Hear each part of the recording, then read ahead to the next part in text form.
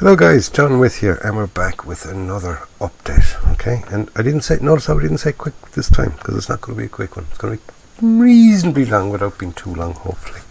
Okay, so first of all, we're going to start with the FT17. Okay, like I said before, I haven't enjoyed the build. I did not enjoy the build part of it. I started off enjoying it, but then when it came to sort of fitting main pieces on, I was not happy with the fit. Okay, so we have the doors open now, and I'm after finishing off the inside of the doors. Okay, we'll get a closer look at it now in a minute. And I've nearly finished. Just ready for a dull coat, but I've just have one or two things to finish off before I give it the dull coat, because as you can see, there's still a bit of a shine off it. I don't like a shine off it, but it's handy for the weathering.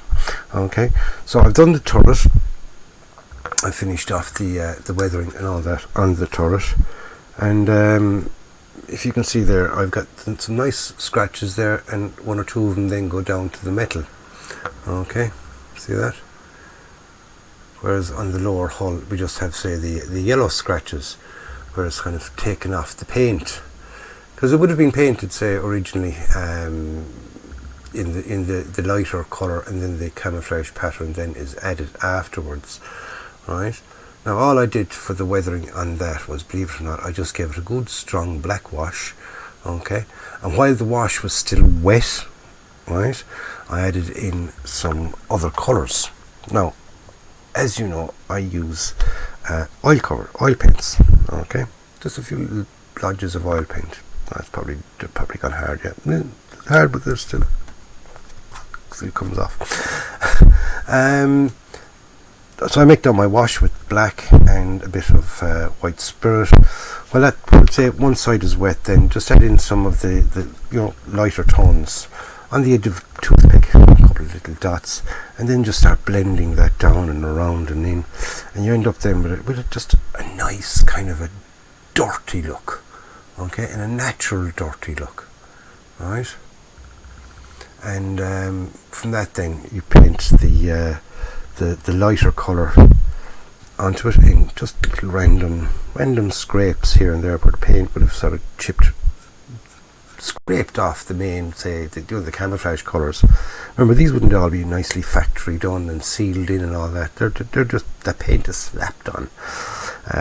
World War I and World War II vehicles, you get away with that, but more modern ones, maybe not, because the camouflage patterns are factory applied, so it's they're well painted. Okay, whereas in World War I and World War II, they were kind of a field thing more than anything else, rather than say proper paint jobs.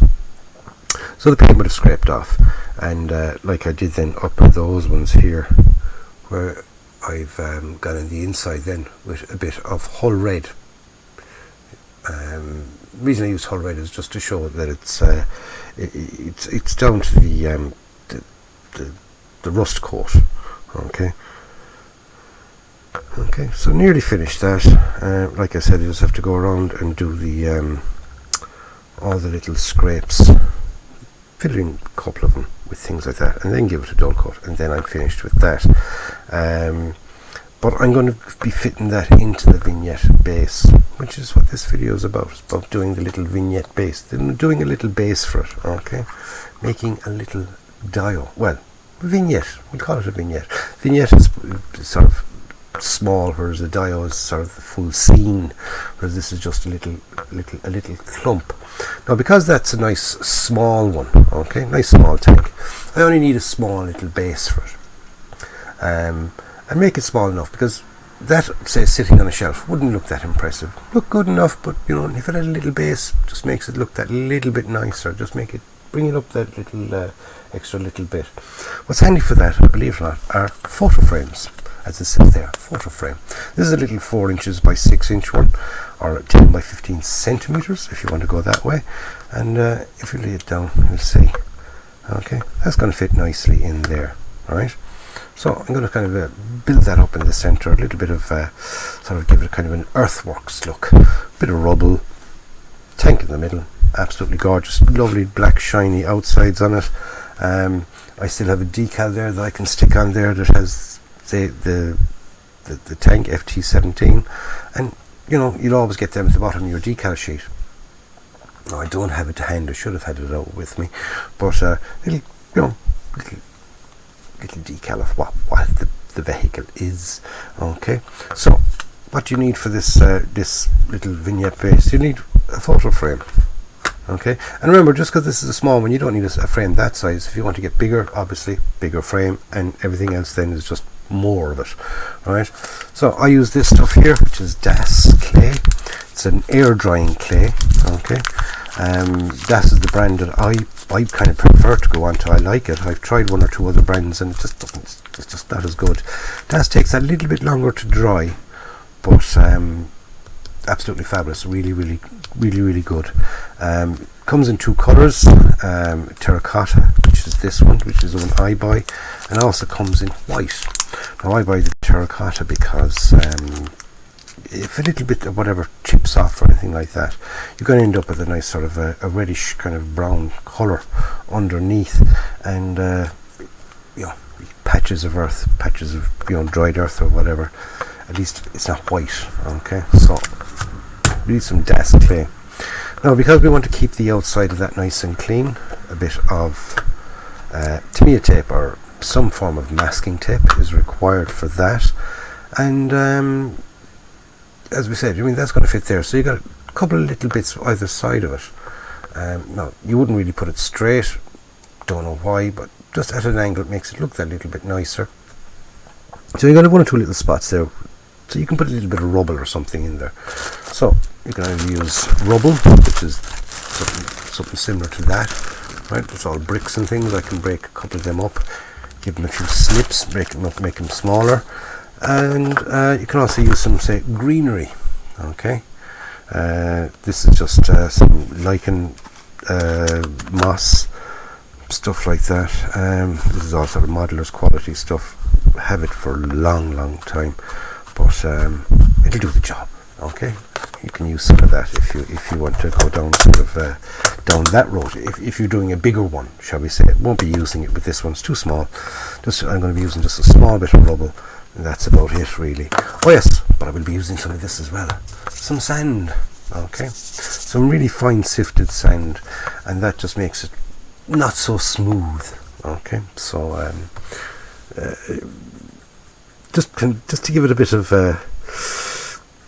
character, a little bit of character. Okay, so oh yeah, also very handy, because the Das clay, especially the terracotta stuff, it gets everywhere. It gets into your fingernails and your pores in your hand, and it takes ages to come out. Now it washes out, but you'll always end up with anything you touch, you'll be covered in the stuff. Okay, so a pair of gloves. Keep the tabs clean, keep the old paws nice and clean. Alright, so let's start off anyway, and we'll get the frame covered off so we don't get any stains on the frame, which we don't want. Okay, so bit of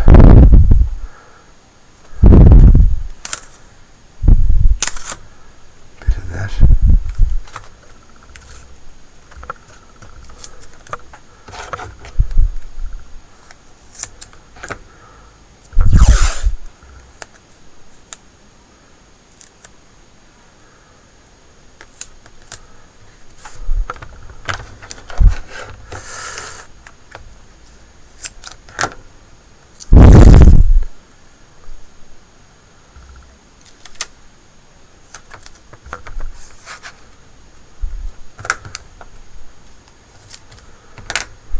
Because remember, not only will we be using the clay, we'll also be using some paint once that clay is dry. So we don't want to get any paint on the frame either. Okay, we want to keep it nice and clean. All right, so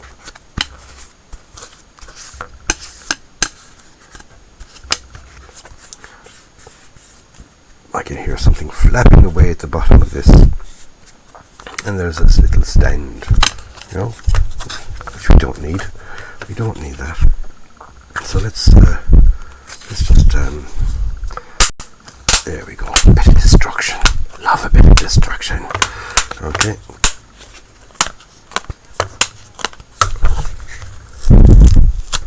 To that, we take that off.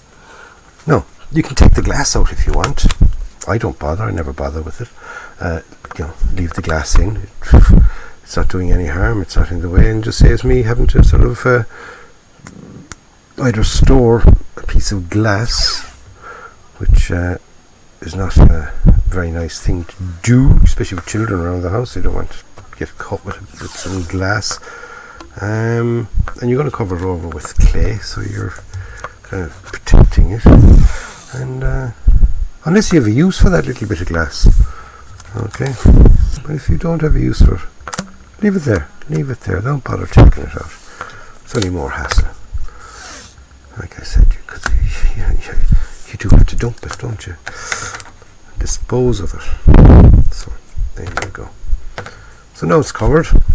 Grand and simple. Quite happy with all that. So now I can start working away with my clay. So on with the gloves to keep the fingers clean.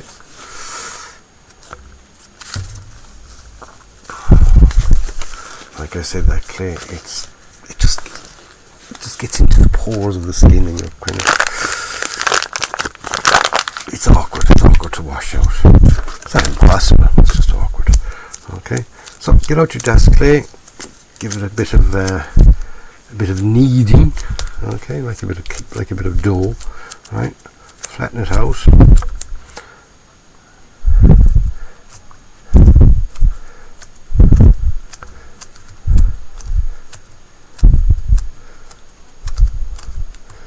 And remember, keep pushing down. That'll push down that little space that is there between, say, the back of the frame and the glass, right? Because if you push it down, you'll see, right? You can see the glass moves.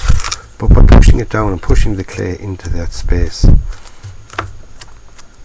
that'll stop the glass from, keep coming out and moving around and stuff, right? So another dollop of clay. Play with it. Squish it around. It's like plasticine. Remember plasticine when you were a child? I used to love playing with stuff. Don't see the kind of get little hard bits as well in this clay. Not too worried about it. I'm going to stick it there. Okay. I used to love playing with plasticine as a child. Don't see the sort of the draw of it so much as an adult, but shall we say, when you play around with a bit of clay, you kind of get that childhood back again, and at least you have an excuse for it, rather than saying going out and buying some child's plasticine and playing with that.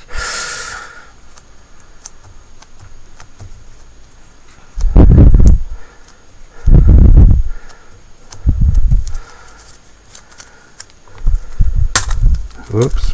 And if the glass breaks, then don't worry about it either. Again, like I said, you're leaving it in there. Just be careful when it comes to covering it over. See, I've it all cracked underneath there. And but like I said, it doesn't bother me. It does not bother me because it's not going to be in anyone's way. It's not going to be in any danger of cutting anybody. Because the glass in these frames, right? These are cheap pound shop frames. I got two for €1.50 for two. So you can imagine what that is. The quality of them wouldn't be exactly the high tempered glass.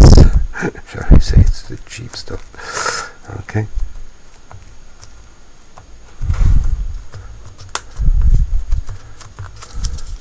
I mean, keep adding it. You can build up your height bit by bit. So what you do is you just get a bit, stick it on, and rub it down and in. Alright.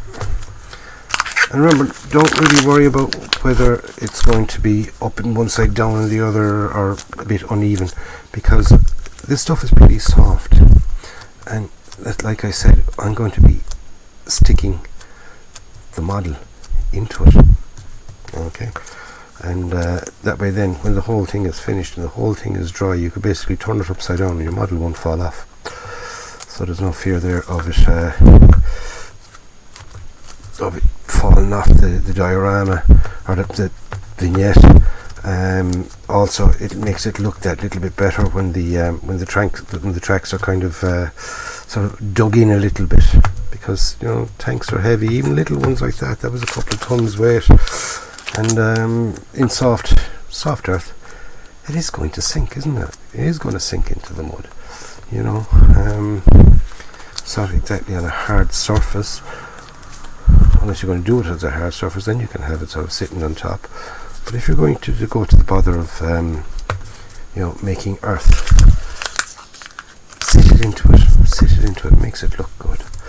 Okay, so I want to go for another little bit of height on that.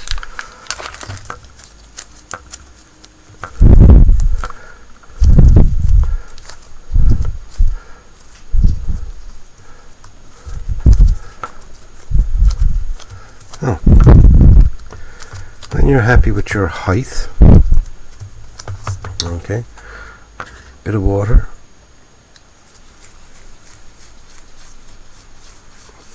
rub it on top and kind of blend it through. Do an extra little bit of the blending, like a bit of blending. I almost sounded pervy there, but it wasn't meant to be. Okay. What the blending will do, it just any transitions between different bits that you put up, they'll all kind of be blended into the one. Okay, and the water sort of just helps you see those little areas that you know, are high spots, low spots, because you know, you can see there a low spot around there. Not too worried about it. Not too worried about it at all. I'm going to leave it as it is. Although I don't want it to go, say, below the height of the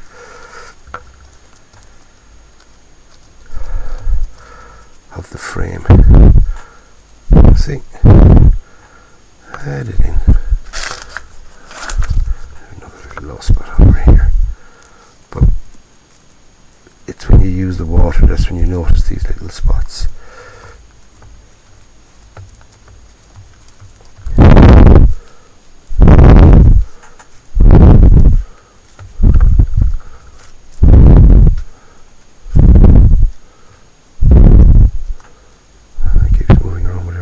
Don't like it, get off, bit of cardboard or something.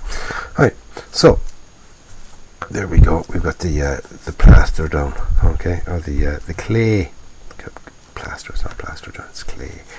Okay, so we got the clay down, and happy enough with that. So now we get some of the sand, okay, some nice light sand, okay, and give it a sprinkling all over.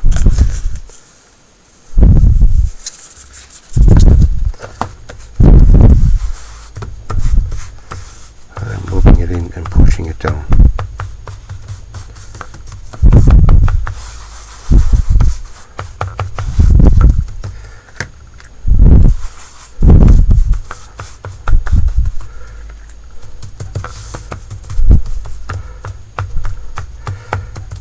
That just makes it not so smooth and shiny.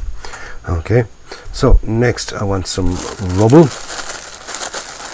Right, now remember I got two spots because the tank is going to be in the center, so I just have two little areas there where I can stick a bit of rubble.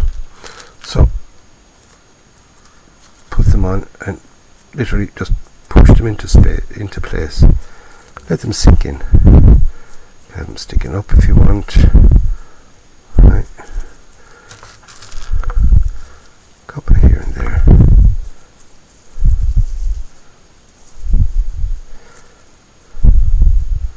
So there can be kind of debris from a nearby house, anything at all. Like I said, you don't have to have it all nice and square. You can, you know, break some up or whatever. Okay. Then it doesn't matter about the colour of it, because the whole lot is going to get painted at a later anyway, in the next stage. Okay. Not in this video, because it's going to take a day or two to dry. Like I said, the clay does take a little bit of time to dry, but if you can take the time then to watch some more videos on the YouTubes, can't you? So anyway, right, there we go. Right, ta-da, base is as good as made. Right, so now what I'm going to do is I'm going to take off the gloves because I don't want to get any of the clay on the model itself. Right, so now I get the model, find the position I'm going to put it in, and I have it like that. Just give it a little bit of a push down, right? Just enough to sort of mark off where you're going, where you're going to have it, right? And if you can't find out where you have it, you know, just put a couple of little marks either side.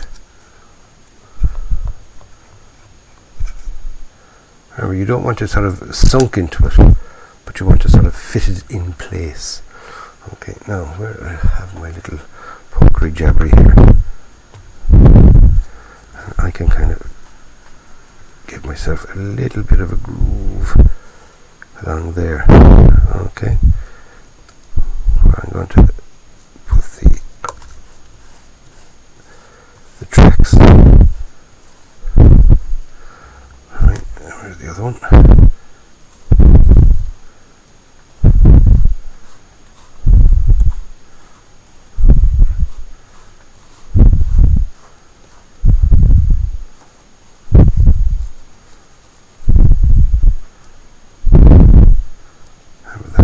Inside of the track anyway, so I'm not really too worried about it.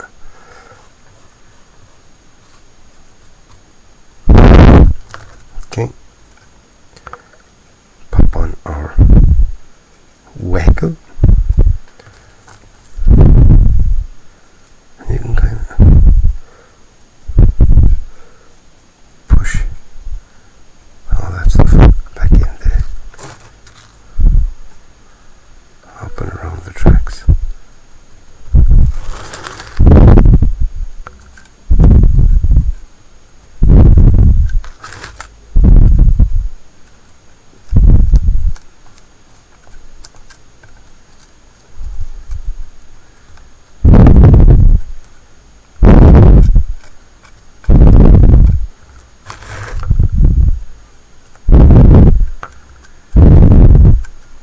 Get it up actually onto the tracks, you see there. Get some up in around the tracks. You can use a smaller one. Paintbrushes are handy if you need something. Yes, they are. Oops. Didn't want to put too much pressure on that because if you remember when I was building that, I wasn't very happy with the fitting of those side pieces anyway, which goes well for the fact that now I'm going to be sort of fitting it in place. We're not going to get any more movement. Okay, so I just use the bristly side of that. Can add another bit of sand around there.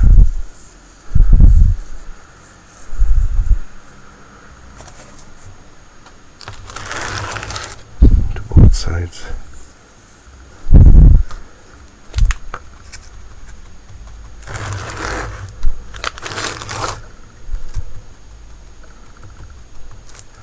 There we go.